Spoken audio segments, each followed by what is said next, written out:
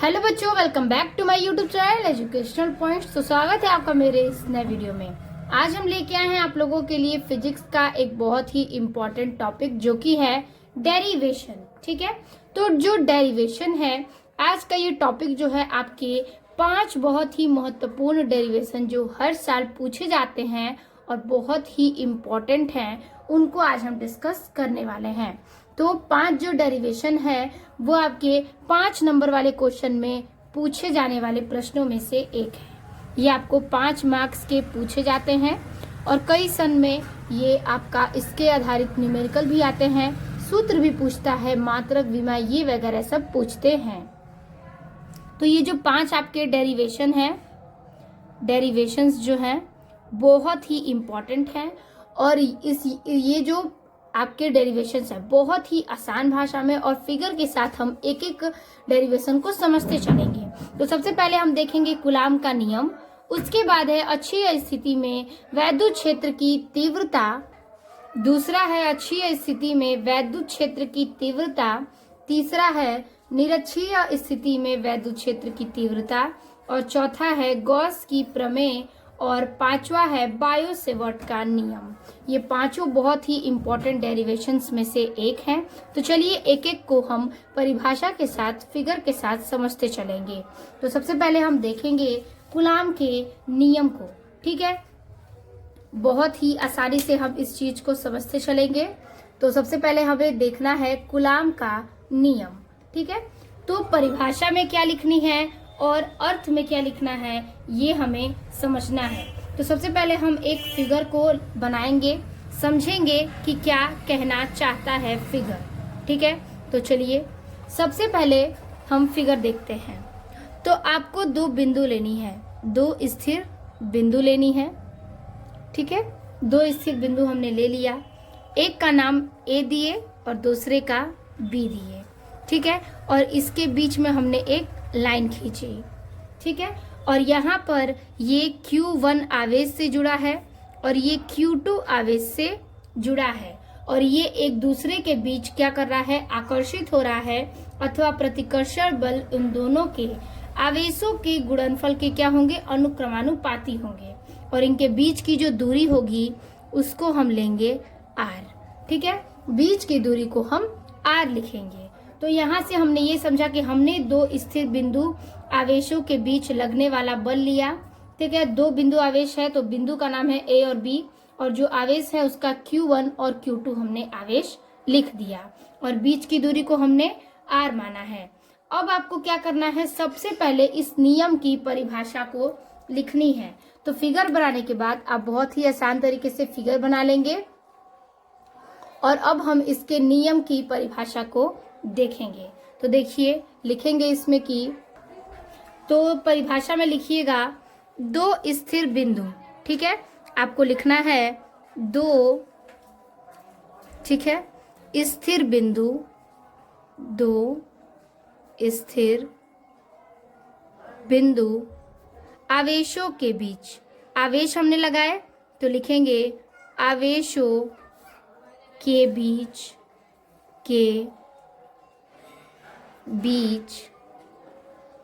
लगने वाला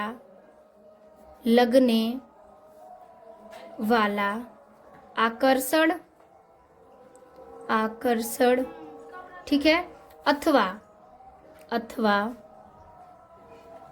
प्रतिकर्षण। पहले तो आकर्षण और प्रतिकर्षण को आप समझिए। आकर्षण मतलब जो चीजें एक दूसरे को आकर्षित करती हैं, लेकिन अगर उसके विपरीत हैं तो वहां पर वो क्या हो जाएंगे, प्रतिकर्षण करेंगे। जो चीजें एक दूसरे के विपरीत प्रतिक्रिया करती हैं उसे हम प्रतिकर्षण कहते हैं। तो हम लिखेंगे 2 स्थिर बिंदु आवेशों के बीच लगने वाला आकर्षण अथवा प्रतिकर्षण बल, ठीक है, उन दोनों, ठीक है, आवेशों के,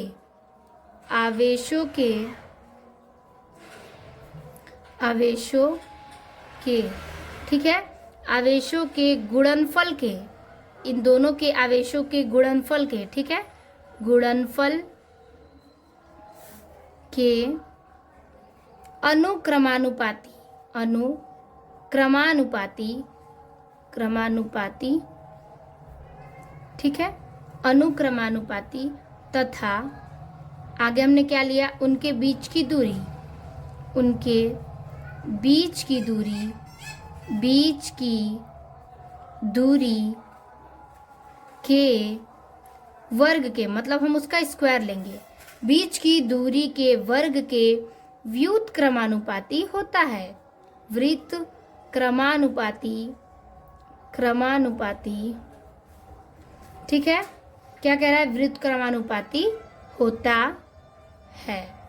तो समझिएगा बात को, किस प्रकार से कह रहा है, जैसे मैंने आपको फिगर बनाया है उसी प्रकार से आपको क्या करना है, इसकी परिभाषा यानी कि नियम में लिखना है।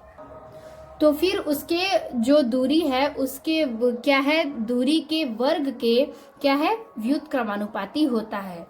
तो हमने जो फिगर बनाया हमने उसको परिभाषा में लिख दिया है। अब हम आगे क्या करेंगे, तो हम इसको सूत्र के हिसाब से प्रूफ करेंगे। डेरिवेशन में यही होता है कि हम जब परिभाषा लिखते हैं उसके बाद हम सूत्र बनाते हैं। तो हमने क्या लिया, दो स्थिर बिंदु आवेशों के बीच लगने वाला आकर्षण अथवा प्रतिकर्षण बल। तो हमने एक बल लिया है, तो बल के लिए हम फिगर में मतलब कि डेरिवेशन में क्या लेंगे, तो बल के लिए लेंगे हम F, ठीक है। फिर कह रहा है कि दोनों आवेशों के गुणनफल के अनुक्रमानुपाती, तो हम अनुक्रमानुपाती का चिन्ह देंगे और दोनों आवेश हैं तो Q1 इंटू Q2, दोनों आवेश का गुणा है, ये हम समीकरण नंबर 1 लेंगे। तो बल के क्या है, अनुक्रमानुपाती है दोनों आवेश यानी कि Q1 और Q2। फिर कह रहा है आगे कि इसके आगे हम लेंगे F यानी बल क्या है, व्युत क्रमानुपाती है, ठीक है, व्युत क्रमानुपाती है तो लेंगे व्युत क्रमानुपाती, और क्या है, दूरी का वर्ग है तो 1/r का स्क्वायर, समीकरण नंबर 2।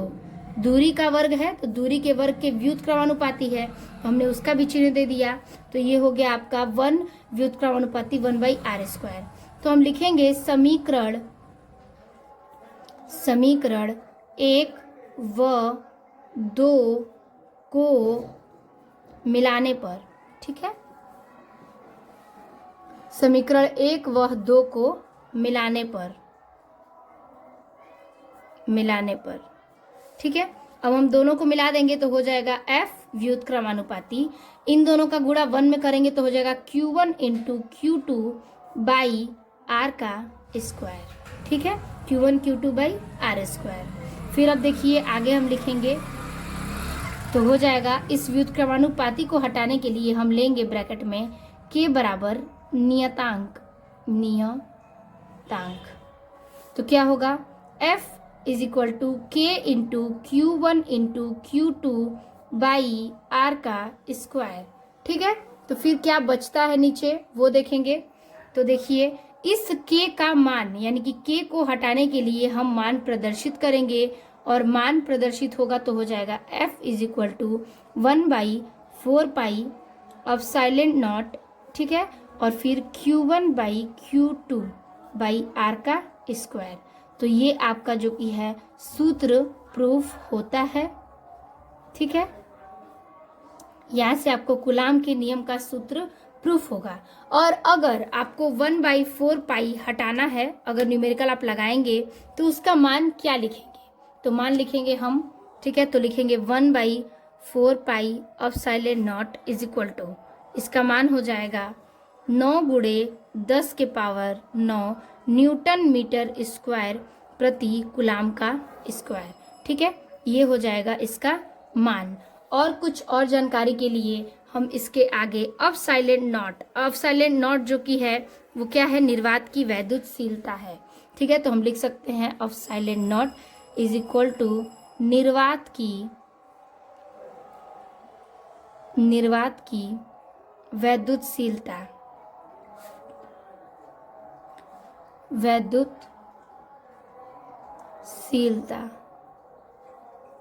ठीक है।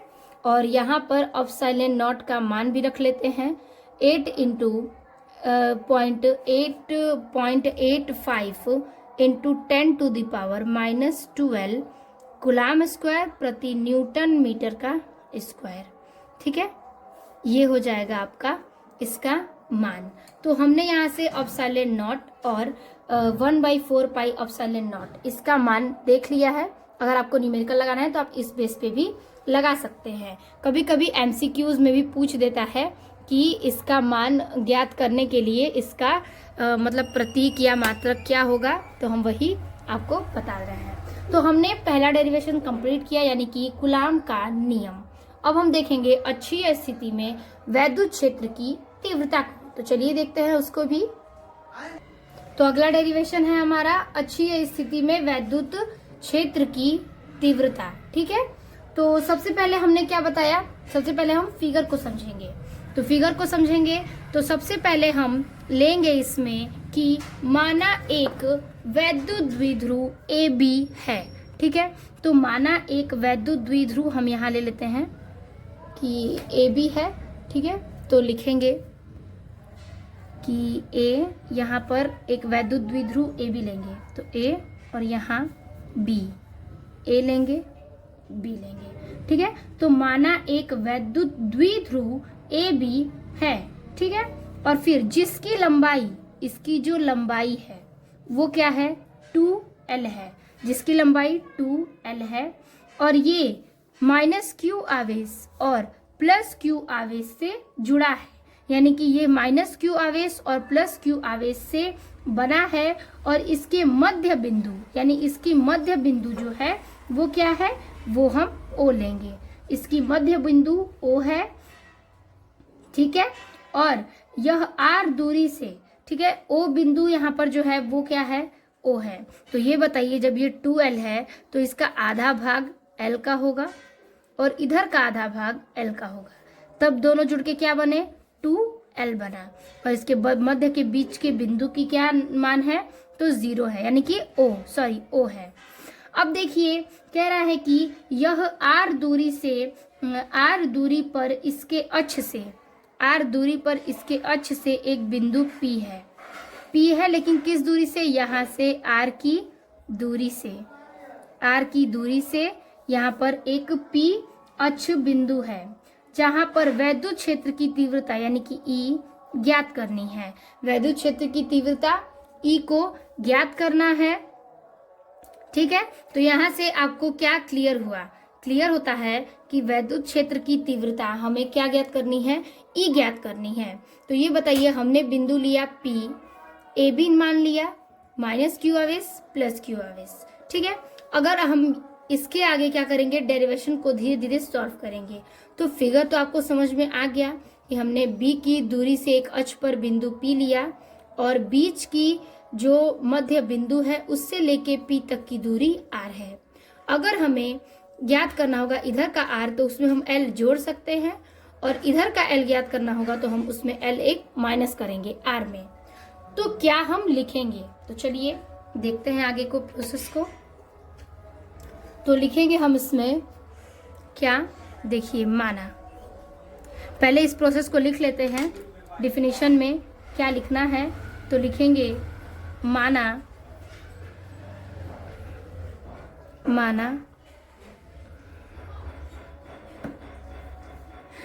एक वैद्युत द्विध्रुव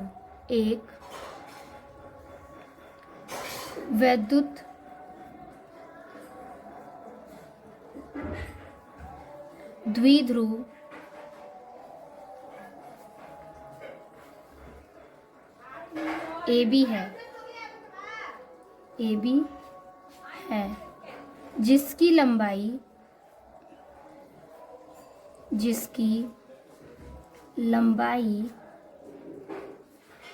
2L है, जिसकी लंबाई क्या है, 2L है, और -q आवेश और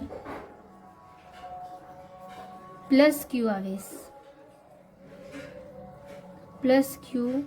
आवेश।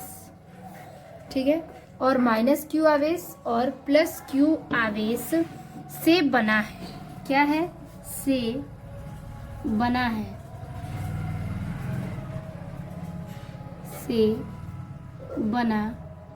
है। ठीक है, फिर कह रहा है कि अक्ष से, कि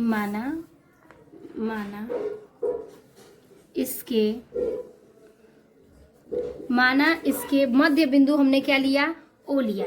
तो क्या लिखेंगे कि माना इसके मध्य बिंदु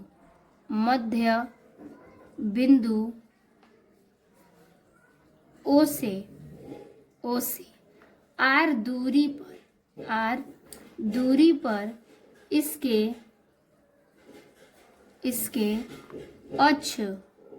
अक्ष से एक बिंदु अक्ष से एक बिंदु P है। हमने अक्ष से एक बिंदु P लिया था, वही कह रहा है P है, जहां पर वैद्युत क्षेत्र की तीव्रता, ठीक है, जहां पर वैद्युत क्षेत्र की तीव्रता ज्ञात करनी है। वैद्युत क्षेत्र की तीव्रता ज्ञात करनी है।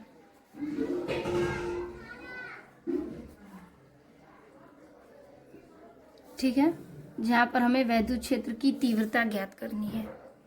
तो इसमें क्या बोल रहा है, जैसे जैसे मैंने आपको फिगर बना के दिखाया है, सेम वही चीज आपको थ्योरी में लिखनी है। फिगर याद करेंगे तो आप थ्योरी को याद करने की जरूरत नहीं पड़ेगी, तुरंत आप थ्योरी को लिख सकते हैं। इसके बाद हम एक एक बिंदु को क्या करेंगे, डेरिवेशन के रूप में लिखेंगे। तो चलिए उसको भी लिखते चलते हैं। तो सबसे पहले हम लेंगे प्लस Q से P की दूरी, प्लस Q से P की दूरी बराबर। अब देखिए हमने फिगर में क्या लिया, प्लस Q कहाँ है, तो प्लस Q यहाँ रहा। अगर P की दूरी लेंगे तो हमें R में क्या जोड़ना पड़ेगा, L जोड़ना पड़ेगा। ठीक है, अगर उसमें लेंगे तो हमें R में L को जोड़ना होगा। तो लिखेंगे हम ब्रैकेट में R प्लस L। क्लियर है, इस मान के लिए हमें R प्लस L को जोड़ना होगा। फिर उसके बाद अगर हम माइनस Q आवेश से लें, ठीक है, ये तो हो गया प्लस Q आवेश से। अगर हम माइनस Q आवेश से P की दूरी क्या होगी, तो यहाँ पर तो माइनस होगी, सॉरी यहाँ माइनस होगी, और यहाँ पर R प्लस L होगी। देखिए कैसे, अगर हम प्लस Q आवेश से लेते हैं, प्लस Q आवेश से, तो हमें इस दूरी में से यहाँ तक की दूरी को ये L माइनस करना पड़ेगा, तभी तो हम ये R दी दूरी लेंगे। ठीक है, इस दूरी ज्ञात करने के लिए। और अगर हमें Q आवेश से P तक की दूरी लेनी है तो हमें ये जो L है वो इसमें जोड़नी होगी। ठीक है, क्यों जोड़नी होगी, ताकि हमें इतने की दूरी हमने नहीं ली, सिर्फ इतने की दूरी ली थी, इसलिए हमें L जोड़ना होगा। और हमने इसमें इतने की दूरी ली है तो ये जो L का भाग है उसे हम माइनस करेंगे। तो प्लस Q आवेश में हम L माइनस L लेंगे, R माइनस L, और माइनस Q आवेश में प्लस R L को लेंगे। ठीक है, तो उसी प्रकार से हमने यहाँ पर लिखा है। अब हम एक एक चीज को क्या करेंगे, लिखते चलेंगे, नोट करते चलेंगे, तो हमारा सूत्र भी प्रूफ होता जाएगा। तो अब हम इसके बाद वैद्युत क्षेत्र की तीव्रता का सूत्र लिखेंगे। तो लिखेंगे प्लस Q आवेश पर Q के कारण P पर तीव्रता क्या होगी, तीव्रता, तो तीव्रता का सूत्र है, तो पहले हम E1 लेंगे, E 1/1/4 पाई एप्सिलॉन नॉट, ठीक है, और Q by R minus L का स्क्वायर, समीकरण नंबर 1। तो यहाँ से हमने सूत्र लिया प्लस Q के कारण P पर तीव्रता, सूत्र लिया है E1 = 1/4 pi epsilon naught Q by R minus L का स्क्वायर। हमने इस R की जगह पर R माइनस L स्क्वायर लिया है क्योंकि हमने प्लस Q आवेश की तीव्रता को ली है। फिर हम लेंगे आगे माइनस क्यू आवेश के कारण, माइनस क्यू आवेश के कारण P पर तीव्रता, P पर तीव्रता, इसका भी सूत्र रखेंगे। तो हमने एक को E1 लिया, यहाँ लेंगे E2 is equal to 1/4 pi of epsilon naught Q by R plus L का स्क्वायर, समीकरण नंबर 2। तो समीकरण नंबर 2 हमने कहाँ से लिया? तो एक प्लस क्यू आवेश से, एक माइनस क्यू आवेश से, और प्लस क्यू माइनस क्यू दोनों आवेश को क्या करेंगे, हम मिला देंगे। तो हमने माइनस लिया और फिर प्लस लिया, और दोनों का समीकरण यानी कि वैद्युत क्षेत्र की तीव्रता से हमें दोनों समीकरण मिलते हैं, एक E1 और एक E2। अब चलिए आगे देखते हैं। तो आगे हम लिखेंगे इसमें परिणामी तीव्रता, परिणामी परिमाणी तीव्रता। इसके लिए हमें लिखना पड़ेगा E ज्ञात करने के लिए E is equal to E1 minus E2। अब हम समीकरण नंबर 1 व समीकरण नंबर 2 को क्या करेंगे, घटा देंगे। तो चलिए इसे भी करते हैं आगे सॉल्व। तो इसके आगे हम दोनों समीकरणों को माइनस करेंगे। तो लिख देंगे हम यहाँ पर E बराबर समीकरण नंबर फर्स्ट में 1/ε0 है, 4 पाई ε0, ठीक है। फिर क्या कह रहा है उसमें कि 4 पाई ε0 के बाद Q by R minus L का स्क्वायर। तो सबसे पहले हम दोनों समीकरण को सामने सामने रखेंगे। तो 1/4 पाई ε0, फिर Q by R minus L का स्क्वायर, फिर करेंगे हम minus 1/4 pi ε0 Q by R plus L का स्क्वायर, ठीक है। हमें यहाँ से क्लियर हुआ, दोनों समीकरण को हमने माइनस करने के लिए रख दिया है, ठीक है। फिर इसके बाद हम क्या करेंगे, सबसे पहले जो कटने वाला होगा या फिर जो कॉमन लेना होगा हम उसको देखेंगे। तो लिखेंगे E इज इक्वल टू, लिख सकते हैं Q बाई 4 पाई ε0। ये और ये हमने हटा लिया, बचा क्या, हमने इसको और इसको फिर इन दोनों को कॉमन में ले लिया है। तो बचा R minus L, R plus L का स्क्वायर। तो ब्रैकेट के अंदर रख सकते हैं 1/R माइनस L का स्क्वायर और फिर माइनस 1/R प्लस L का स्क्वायर, ठीक है, ब्रैकेट क्लोज, ठीक है। तो यहाँ तक से आपको क्लियर है कि इस प्रकार से हमने E is equal to Q by 4 pi ε0 1/4 minus R minus L का स्क्वायर लिया और R प्लस L का स्क्वायर लिया। यहाँ तक आपको कोई डाउट नहीं होना चाहिए।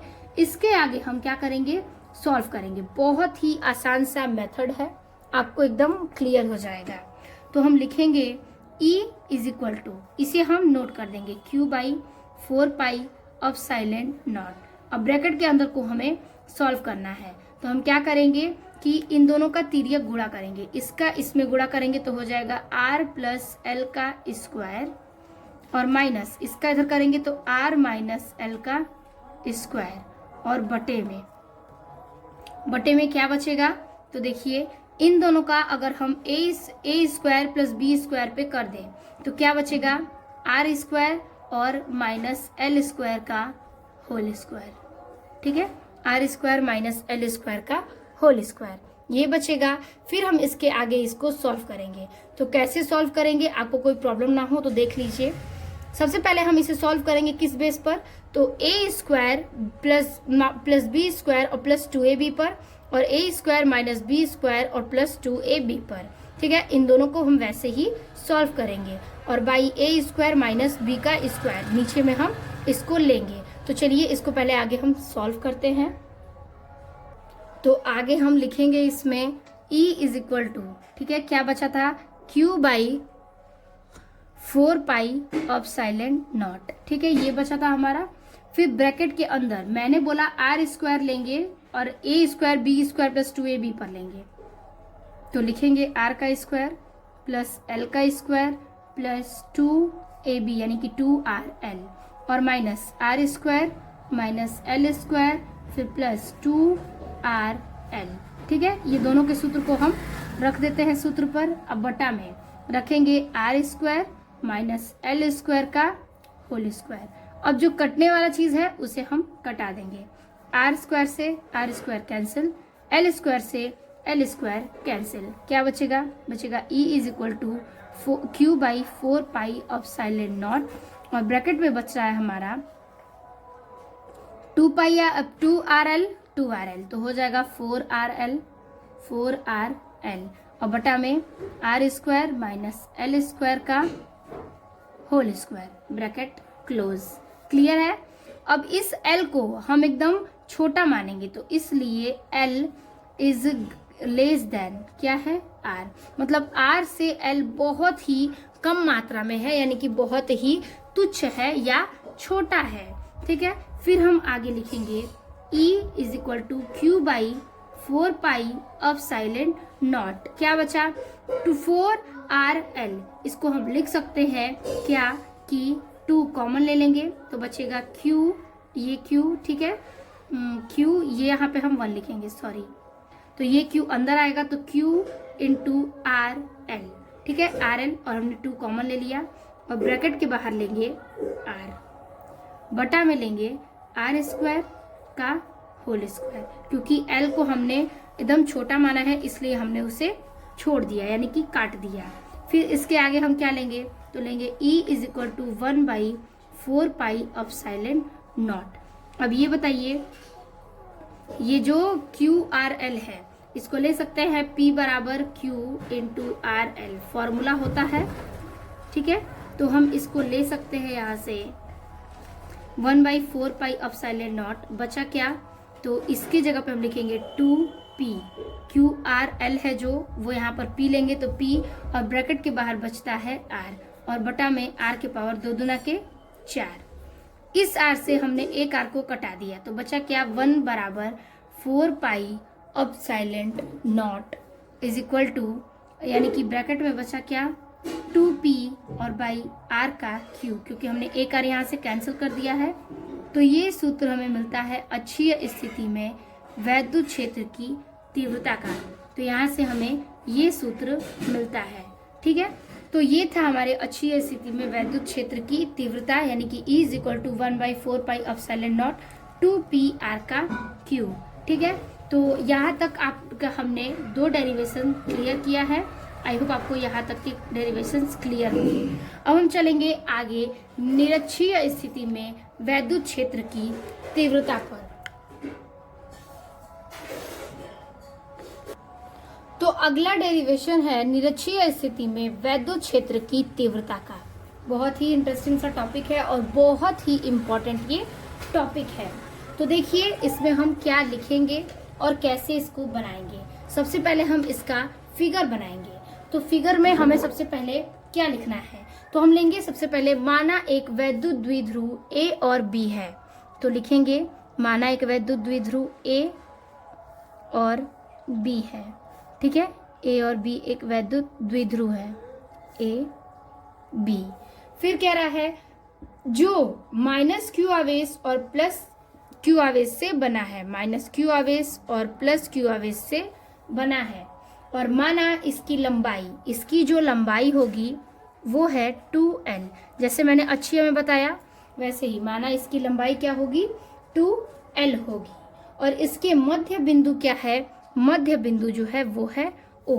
इसके मध्य की बिंदु है वो हम मान लेंगे O, और इसके निरक्ष में R दूरी पर, और इसके जो निरक्ष में R दूरी पर, तो लेंगे इसके निरक्ष में ये आएगा और R दूरी पर एक लाइन हमने खींच ली।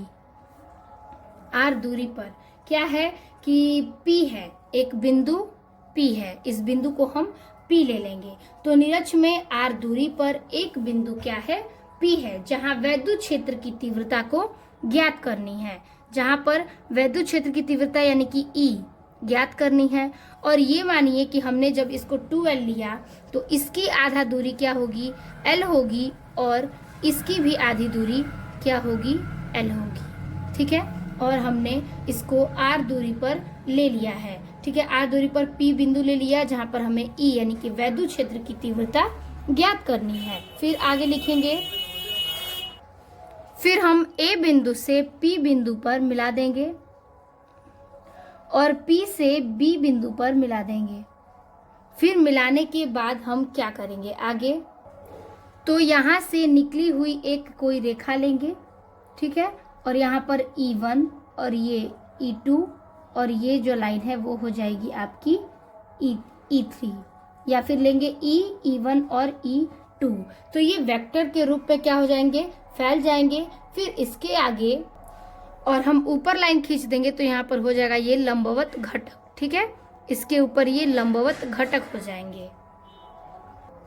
जो लंबवत घटक है वो हमेशा साइन थीटा को वियोजित होते हैं और जो ऊर्ध्वाधर यानी कि गिरे हुए घटक होते हैं वो हमेशा कॉस थीटा के लिए वियोजित किए जाते हैं। तो हम इसको ले लेंगे E1 कॉस थीटा, इस लाइन को E1 कॉस थीटा, और इसको हम E वेक्टर लेंगे और इसको E2 कॉस थीटा, ठीक है, हमने इन चीज़ों के नाम रख लिए। तो इसके बाद ये क्या होंगे, तीनों चारे जो लाइन है E1 cos theta, E vector, E2 cos theta, वो एक दूसरे से क्या हो जाएंगे, मिल जाएंगे, ठीक है, एक दूसरे से जुड़े हुए रहेंगे।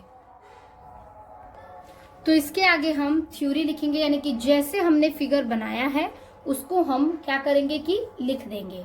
तो लिखेंगे जैसे हम रचना लिखते हैं मैथ में वैसे ही, कि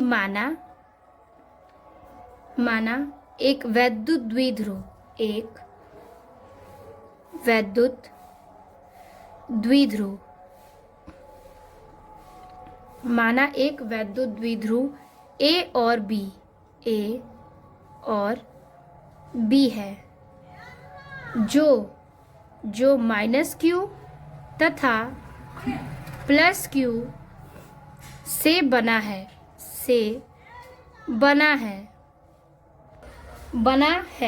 ठीक है। तो प्लस Q और माइनस Q आवेश से बना है और माना इसकी लंबाई 2L है, माना इसकी लंबाई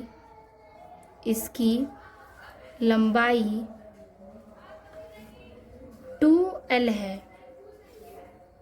ठीक है। और फिर कह रहा है इसके मध्य बिंदु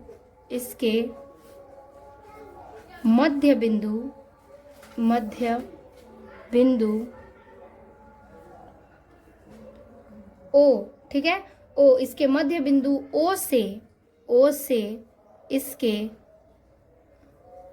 इसके नीरज, ठीक है, नीरज यानी कि बीच में सामने, नीरज में R दूरी, हमने ये जो R दूरी ली है तो लिखेंगे R दूरी पर एक बिंदु,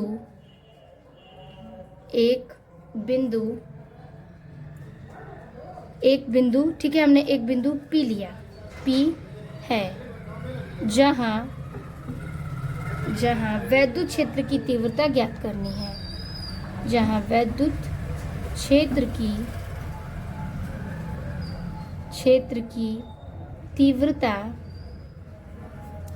ज्ञात करनी है।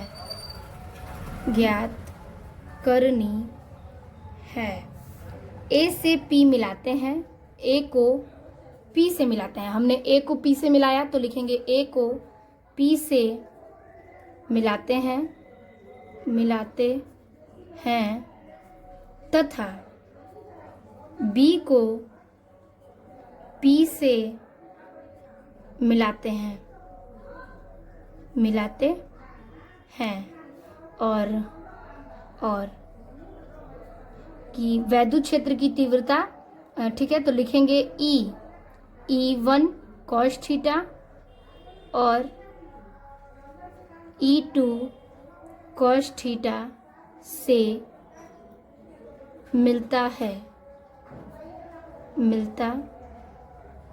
दिशा मिलता है, ठीक है, दिशा मिलता है। तो यहाँ तक हमने जो बनाया फिगर में सेम वही चीज़ को हमने क्या किया है, रचना में लिख दिया है। तो निरक्षीय स्थिति में आपको फिगर यही बनाना है और यही चीज़ लिखना है।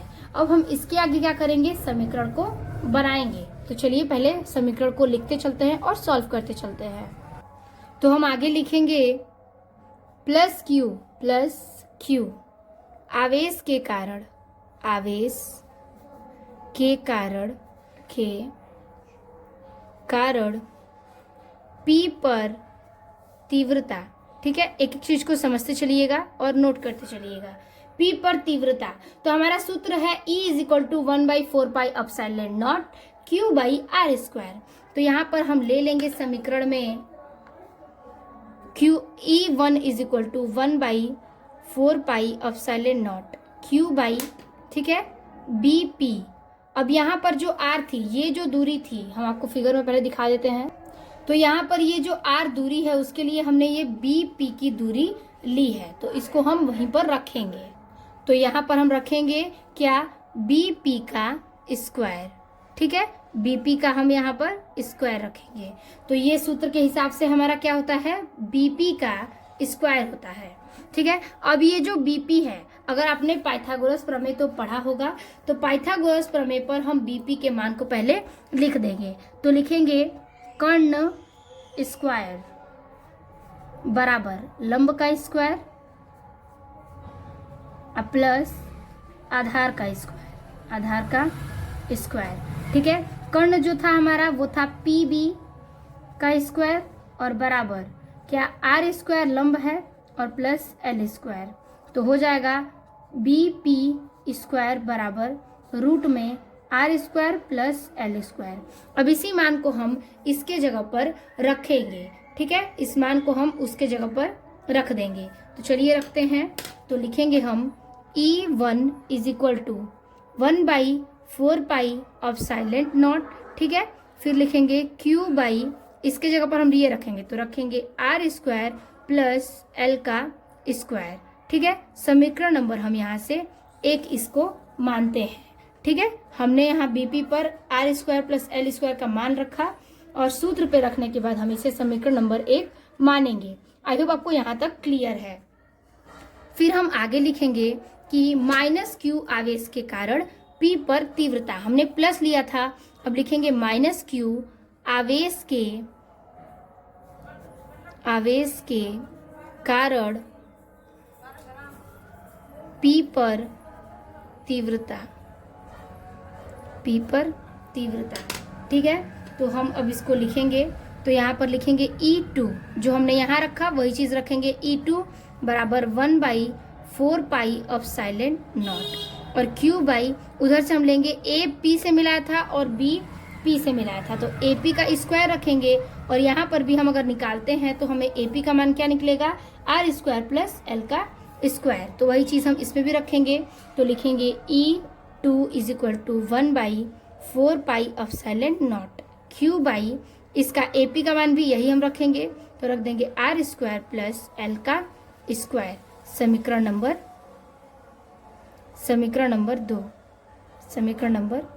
2। तो हमें समीकरण नंबर 1 और समीकरण नंबर 2 मिल जाता है। फिर हम नीचे क्या लिखेंगे, तो नीचे हम आगे हल करेंगे। यहाँ तक आगे आपको समझ में आ गया होगा। तो लिखेंगे परिमाणी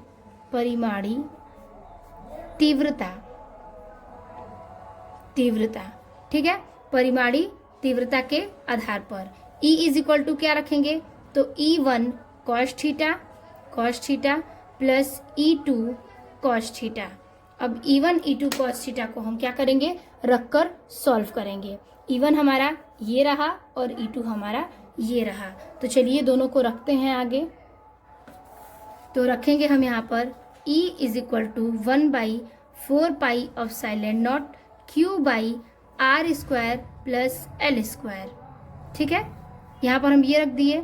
अब फिर रखेंगे cos थीटा को रखेंगे यहाँ पर, E1 का मान हमने रख लिया और फिर cos थीटा, फिर प्लस करेंगे 2 का मान, इस वाले का मान, तो लिखेंगे 1/4πε0 Q/R² प्लस L का स्क्वायर, फिर cos थीटा।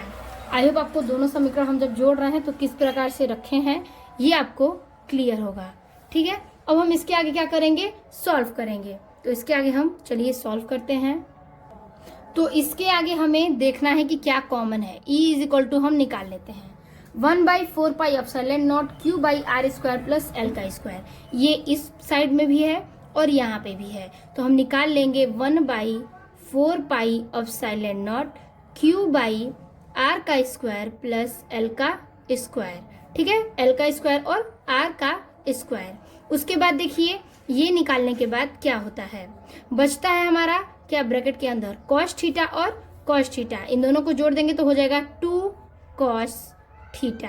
अब क्या होता है 2 cos थीटा का हम पहले मान निकालेंगे, तो इसके आगे हम रखेंगे यहाँ पर मान, तो लिखेंगे 2 cos थीटा यानी कि cos थीटा बराबर क्या होता है आधार बटा कर्ण, तो आधार क्या हो गया हमारा l और कर्ण क्या हो गया r² प्लस एल का स्क्वायर, जो कि हमने दोनों मान में रखा था। ठीक है, तो यहाँ पर हो गया आधार बटा कर्ण का स्क्वायर। उसके बाद हम वही चीज यहाँ पर पुट करेंगे, तो लिखेंगे E = 1/4πε0 Q/r² प्लस एल का स्क्वायर इंटू 2। ठीक है, 2 है और cos थीटा का मान तो l/r का स्क्वायर प्लस एल का स्क्वायर। ठीक है, तो हमने इस मान को भी यहाँ से पुट कर लिया है। इसके आगे हम लिखेंगे, तो देखिए हल करेंगे E = 1/4πε0। ठीक है, बचा क्या, तो देखिए ऊपर में ऊपर का गुणा करेंगे तो बचेगा Q × 2l। ठीक है, ऊपर से ऊपर का गुणा कर देंगे तो बच जाएगा Q × 2l। यहाँ पर जब हम कर्णी हटाएंगे तो बचेगा 1/2, तो वही चीज हम यहाँ रखते हैं, तो बच रहा है Q × 2l और बटा में r² प्लस एल का स्क्वायर और बाहर हम लिख देंगे 1, इन दोनों को लेके 1 और प्लस 1/2 यानी कि ये। ठीक है, ये हमने रख दिया, तो ये हो गया यहाँ तक हमारा हल। उसके आगे हम सॉल्व करेंगे, तो लिखेंगे 1/E = 1/4πε0। ठीक है, E = 1/4πε0 और आपको पता है कि P = होता है Q × 2l, तो यहाँ पे हम रख देंगे P और बटा में r², यहाँ पे लिख सकते हैं P बराबर Q × 2l। ठीक है, और यहाँ से हमने P का मान यहाँ पर रख दिया, r² प्लस एल का स्क्वायर और ब्रैकेट के बाहर 1/2। ठीक है, अब देखिए यदि हम L को ले लें इज लेस देन किसके, R के, R से बहुत ही छोटा है क्या L, यहाँ पर हमने ले लिया, तो अब यहाँ पर क्या हो जाएगा, तो देखिए E = 1/4πε0 P/R का क्या हो जाएगा मान, R का यहाँ से हो जाएगा 2 और इसके बाहर हम लेंगे क्या, तो देखिए 2 और ये 2 1 3। ठीक है, तो यहाँ पर जो R का मतलब स्क्वायर है और L का मान 0 हो जाएगा, तो 3/2, तो लिखेंगे 3/2। ठीक है, 3/2 हमने यहाँ से ले लिया। अब हम यहाँ पे लिखेंगे E = 1/4πε0। ठीक है, और बचा क्या, तो देखिए लिखेंगे P/R का क्या, 2 से 2 कैंसिल, तो बचा क्या R के पावर Q। यही हमारा निरक्षीय स्थिति में वैद्युत क्षेत्र की तीव्रता प्रूफ हो जाती है। ठीक है, यहीं से हमारा निरक्षीय स्थिति में वैद्युत क्षेत्र की तीव्रता प्रूफ हो गई। तो इस प्रकार से बहुत ही आसान सा ये आपका डेरिवेशन था, थोड़ा सा बड़ा है लेकिन आप समझते चलेंगे तो बहुत ही आसान तरीके से आपको ये सॉल्यूशन मिलता जाएगा। आई होप आपको निरक्षीय स्थिति में वैद्युत क्षेत्र की तीव्रता भी समझ में आ गई होगी। मिलते हैं फिर से हम गॉस की प्रमेय में, यानी कि अगला हमारा मिलने होने वाला है गॉस का प्रमेय। तो चलिए देखते हैं गॉस के प्रमेय के डेरिवेशन को। अगला डेरिवेशन है हमारा गॉस का प्रमेय। ठीक है, गॉस का प्रमेय अगला डेरिवेशन है। तो सबसे पहले हमें इसमें क्या करना है, सबसे पहले हम इसमें प्रमेय लिखेंगे। इसका क्या लिखेंगे, तो हम इसमें इसका प्रमेय लिखेंगे। ठीक है, तो हमें कुछ 2 लाइन लिखनी है, फिर फिगर बनाना है, उसके बाद हम इसके डेरिवेशन को चुटकियों में हल कर देंगे। बहुत ही आसान तरीका है इसका। तो लिखेंगे किसी बंद पृष्ठ में, ठीक है, किसी बंद पृष्ठ से, ठीक है, गुजरने वाला, किसी बंद पृष्ठ से गुजरने वाला वैद्युत फ्लक्स, वैद्युत फ्लक्स, किसी बंद पृष्ठ से गुजरने वाला वैद्युत फ्लक्स उस पृष्ठ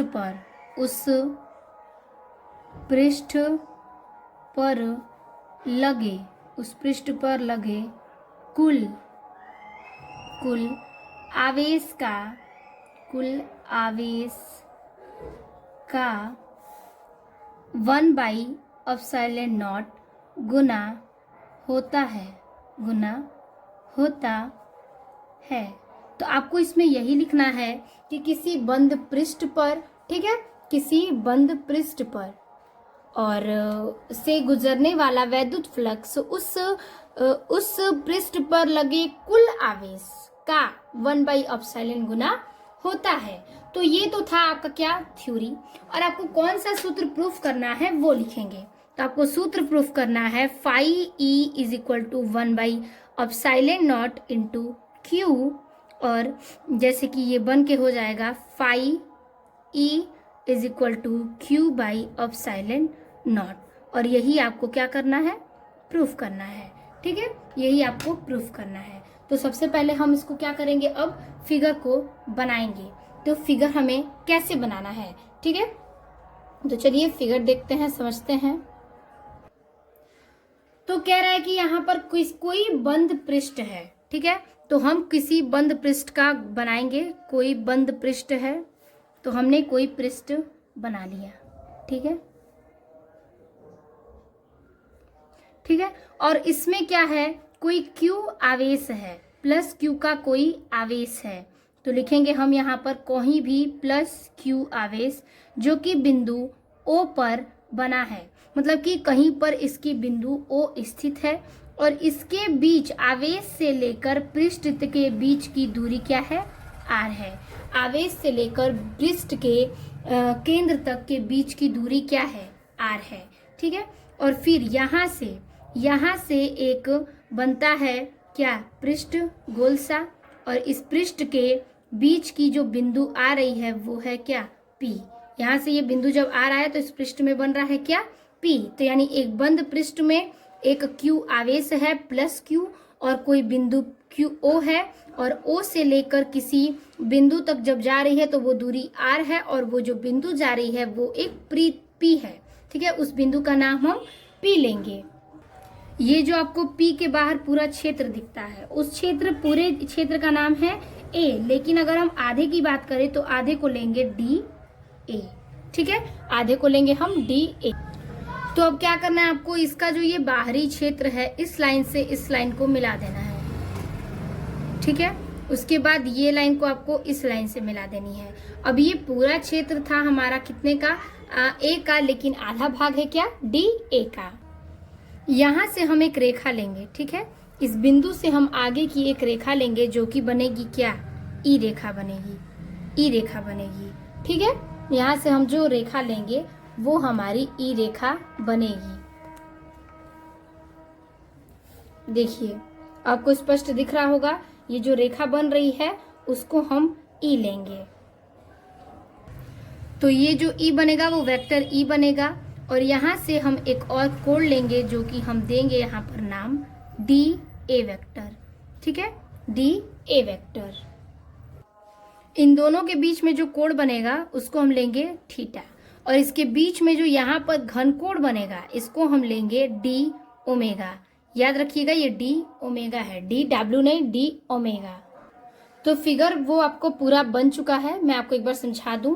कहना चाहता है इसमें कि यहाँ पर एक हमने बंद पृष्ठ लिया और इसमें हमने क्या किया, एक Q आवेश लिया जो कि बिंदु O पर है, और बिंदु O से हमने एक लाइन खींचा और हमने इस पृष्ठ से आगे ले गया।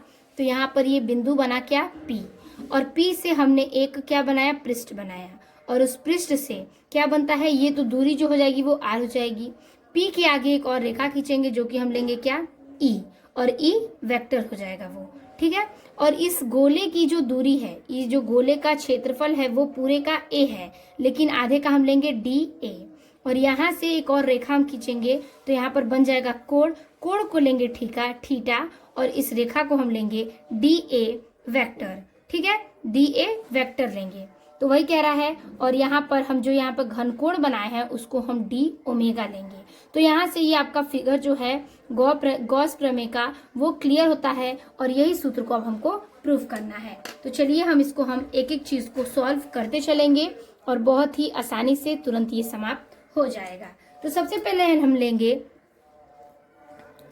हम लिखेंगे प्लस Q आवेश के कारण। ठीक है, प्लस Q आवेश के कारण, प्लस Q आवेश के कारण। ठीक है, P पर तीव्रता, P पर तीव्रता, प्लस Q आवेश के कारण P पर तीव्रता। तो सूत्र रख लेंगे हम। तो सूत्र हो जाएगा हमारा E is equal to 1/4 pi epsilon naught. क्या? Q बाई आर का स्क्वायर। क्या बनेगा? Q बाई आर का स्क्वायर। अब यहाँ से हम आगे के मान को रखते चलेंगे और सॉल्व होते चलेगा। तो इसके आगे हम लिखेंगे, ठीक है, यहाँ पर हम इसके आगे लिखेंगे तो DA के द्वारा, यहाँ तो हमने सूत्र ले लिया, तो DA के द्वारा बिंदु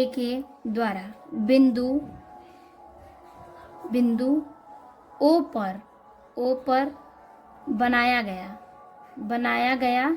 क्या बनाया? बिंदु O पर बनाया गया घन कोण। तो लिखेंगे बनाया गया घन कोण। ठीक है, घन कोण। अब इसको हम लिखेंगे तो घन कोण को हमने किससे व्यक्त किया था? d ओमेगा से। तो लिखेंगे d ओमेगा बराबर DA cos theta by r का स्क्वायर। ठीक है, यहाँ से हमें दो चीजें मिलती हैं। फिर हम नीचे लिखेंगे, फिर हम आगे के प्रोसेस में नीचे लिखेंगे कि DA से गुजरने वाला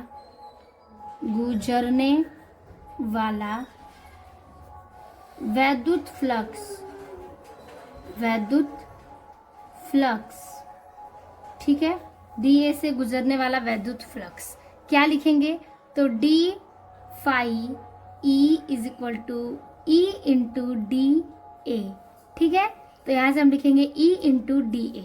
तो ब्रैकेट में हो जाएगा यहाँ पर कि A वेक्टर इंटू, इसका सूत्र होता है क्या? A vector into B vector बराबर AB cos थीटा। तो इसका काम अभी हमें नीचे पड़ेगा। तो हम लिखेंगे यहाँ पर D phi E is equal to E into DA। Vector हटाने के लिए हमने लिया है क्या? cos theta. ठीक है, क्यों लिया? क्योंकि A vector into B vector को हटाने के लिए हम लेते हैं AB cos थीटा। तो AB का मान तो हमने रख लिया, यानी कि E इंटू DA और cos थीटा हमने लगा दिया है। ठीक है, तो हमने यहाँ पर cos थीटा का यूज किया। फिर इसके आगे हम लिखेंगे क्या? D phi E। ठीक है, D फाई E ये बराबर 1/E का मान रखेंगे। इस E का मान रखेंगे 1/E जो ऊपर दिया गया है। यहाँ पर देखिए E का मान दिया गया है, E बराबर 4 pi epsilon naught Q by R square. उसको हम यहाँ लिखेंगे कि E 1/4 pi epsilon naught Q by R का स्क्वायर। और बचा क्या? DA cos theta. तो DA cos थीटा। तो बचा D फाई E बराबर इसका मल्टीप्लाई इसमें, तो Q by 4 pi epsilon not.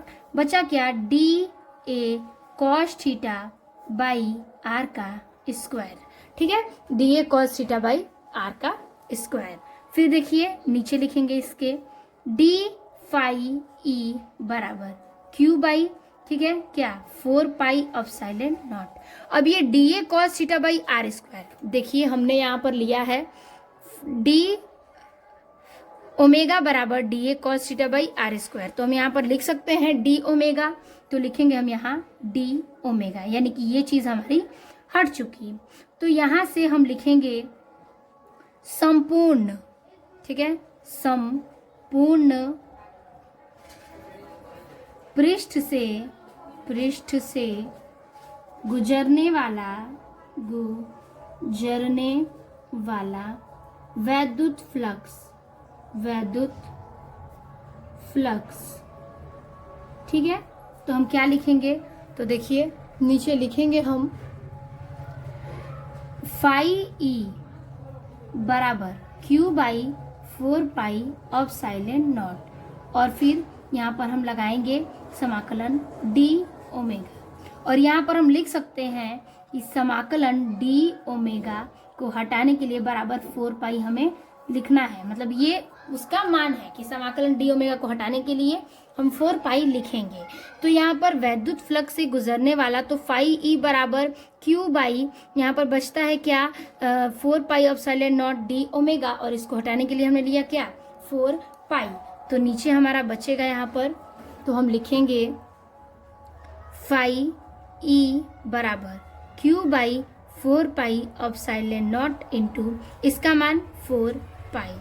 4 पाई से 4 पाई कैंसिल, क्या बचेगा, तो बचेगा हमारा phi E is equal to Q by epsilon naught, Q by epsilon naught. तो यहाँ से हमें गॉस के प्रमेय का सूत्र भी प्रूफ होता है, ये भी डेरिवेशन हमारा समाप्त होता है। आई होप आपको ये क्लियर हो। तो ये तो हो गया डेरिवेशन, ठीक है, तो हमने गॉस के प्रमेय का डेरिवेशन भी सिद्ध कर दिया। अब हमारा लास्ट बचा है बायो सेवर्ट का नियम। तो चलिए देखते हैं बायो सेवर्ट का नियम, फिर ये भी हमारा समाप्त हो जाएगा। तो अगला है हमारा बायो सेवर्ट का नियम। ठीक है, बायो सेवर्ट का नियम। तो सबसे पहले हम इसमें कुछ लाइन लिखेंगे। तो ठीक है, पहले आप जान लीजिए कि यह सन 1900, ठीक है, सॉरी सन 1820 में, ठीक है, सन 1820 में 20 ईस्वी में बायो तथा सेवर्ट, ये जो है बायो तथा सेवर्ट नामक वैज्ञानिक ने किसी चालक में, ठीक है, ये जो नामक वैज्ञानिक है दोनों, वो किसी चालक में चारों ओर उत्पन्न चुंबकीय क्षेत्र से संबंधित एक नियम को दिए हैं, जिसे हम बायो सेवर्ट का नियम कहते हैं। तो आप लिख सकते हैं सन 1820 ईस्वी में बायो तथा सेवर्ट नामक वैज्ञानिक ने किसी चालक के चारों ओर उत्पन्न चुंबकीय क्षेत्र के संबंध में एक नियम प्रस्तुत किया, जिसे बायो सेवर्ट नियम कहते हैं। और प्रयोग के आधार पर, तो प्रयोग के आधार पर हम लिखेंगे, तो किसे कहते हैं ये तो हमने बता दिया। अब लिखेंगे प्रयोग के आधार पर, ठीक है, तो चलिए लिखते हैं, जैसा हम लिखेंगे वैसा आप लिखते चलिएगा। तो हम लिखेंगे प्रयोगों के आधार पर, प्रयोगों के आधार पर उन्होंने यह बताया कि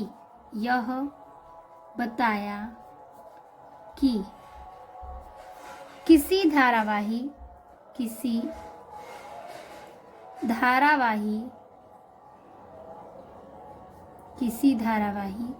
के अल्पांश मतलब बहुत कम, के अल्पांश यानी कि बहुत ही कम, ठीक है, लंबाई, अल्पांश लंबाई डेल्टा एल के द्वारा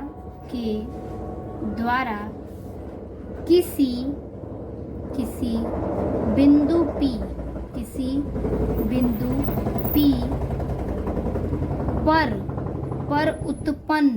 पर उत्पन्न चुंबकीय क्षेत्र डेल्टा बी निम्न बातों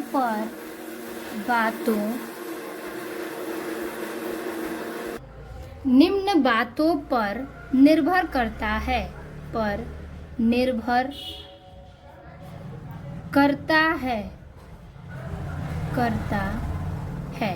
ठीक है, अब हम इसमें एक एक बातों पर जो निर्भर करता है उसके मतलब की बातों पर लिखेंगे, और इससे संबंधित जो सूत्र है उसको लिखते चलेंगे। तो लिखेंगे पहला नंबर, यानी कि निम्न बातों पर निर्भर करता है, तो पहला नंबर क्या है, तो पहला नंबर लिखेंगे, ठीक है, कि यह चालक के प्रवाहित धारा के समानुपाती होता है,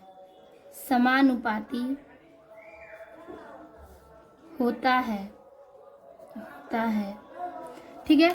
तो इसका हम लिखेंगे, जब समानुपाती होगा तो क्या सूत्र लिखेंगे, तो लिखेंगे जो चालक है उसका नाम है डेल्टा बी।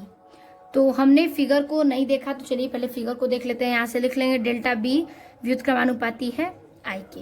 तो यहाँ पर पहले हम फिगर बना लेंगे, ठीक है। तो यहाँ पर हम सबसे पहले फिगर को देखते हैं। तो आपको कोई एक प्रत्यावर्ती धारा लेनी है, किसी धारावाही की चालक। तो यहाँ पर हम कोई धारावाही चालक ले लेंगे इस प्रकार से, ठीक है। अब इस धारा में क्या कर रहा है, y और x नाम देंगे, y और x। इसके बीच की अल्पांश दूरी क्या है, l है, यानी कि डेल्टा l है। इसके बीच की अल्पांश दूरी डेल्टा l है, ठीक है। फिर यहाँ से वो क्या करता है, एक रेखा खींचता है, एक चालक से धारा निकालेगी जिसको P बिंदु पर मिलती है। वह धारा P बिंदु पर मिलती है और चुंबकीय क्षेत्र डेल्टा B उत्पन्न करता है। चुंबकीय क्षेत्र डेल्टा B उत्पन्न करता है। इसके बीच की दूरी जो है वो है R, ठीक है। और इसके बीच के कोण को हम लेंगे, क्या लेंगे, थीटा। और ये ऊपर की धारा है, ये नीचे की धारा है। और धारा हम लेंगे किसको, I को। लिख देंगे यहाँ पर धारावाही चालक, ठीक है। तो ये फिगर था हमारा और यही हमने नाम दे दिया एक्स वाई एल, जो कि है बहुत ही अल्पांश दूरी है। अल्पांश मतलब बहुत ही कम, अगर सारे दूरियों को हम जोड़ दें तो बहुत लंबी तार निकल जाएगी। तो वही कह रहा है अल्पांश दूरी लेने के लिए, तो हमने अल्पांश दूरी को ले लिया और हमने इसी बिंदु से निम्न बातों पर निर्भर किया कि यह चालक के प्रत्यावर्ती धारा, तो प्रत्यावर्ती धारा ये थी हमारी और इसके समानुपाती होता है। तो लिखेंगे हम डेल्टा बी व्युत्क्रमानुपाती है किसके, धारा के, यानी कि आई के। फिर दूसरी बात, एक एक बातों को निर्भर कर रही है, तो हम लिखेंगे अब दूसरी बात क्या है, तो लिखेंगे दूसरी बात कि यह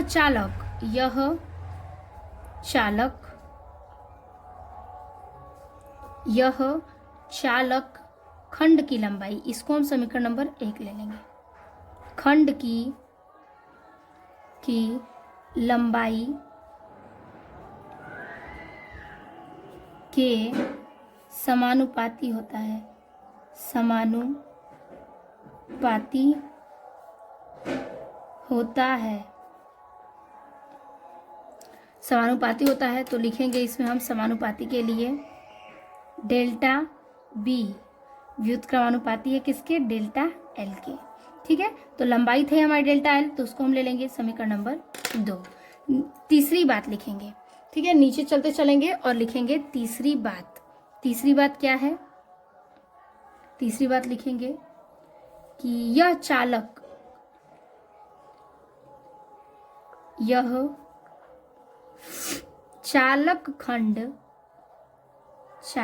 खंड तथा बिंदु P के बीच बने कोण के, ठीक है, बने कोणों के, यह चालक खंड तथा बिंदु P के बीच बने कोण के समानुपाती होता है,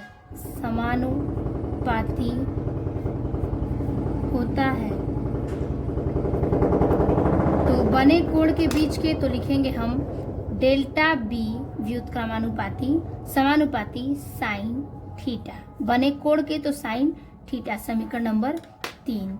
अब समीकरण नंबर 4 लिखेंगे, यानी कि निम्न बातों पर है। तो समीकरण नंबर 4 बात है कि यह चालक खंड, ठीक है, यह चालक खंड से बिंदु P अब बिंदु P की बात होगी। बिंदु P के बीच की दूरी के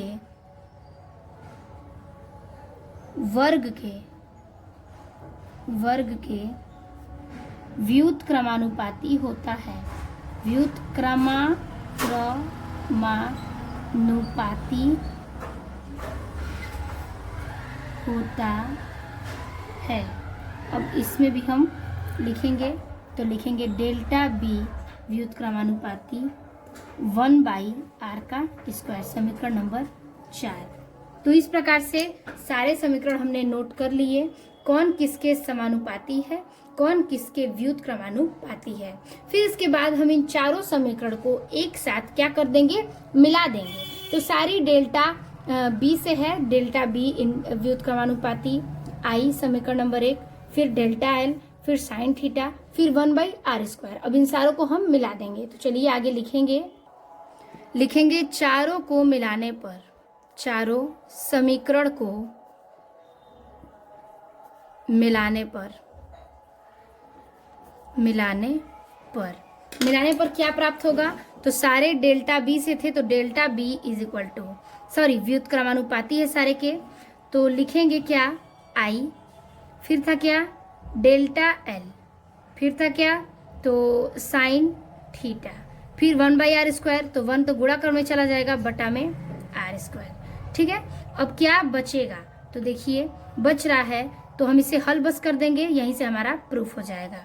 तो डेल्टा बी बराबर, इसको हटाने के लिए हम लिखेंगे μ0/4 पाई, तो बचा हमारा ब्रैकेट में I delta L sine theta by R का स्क्वायर। तो यही हमारा क्या होता है, बायो सेवर्ट का नियम प्रूफ होता है। हमने बस चारों नियम को रखा निम्न बातों के आधार पर, और बातों को हमने एक साथ मिला दिया, तो हमें बचता है क्या, delta B is equal to μ0/4 pi.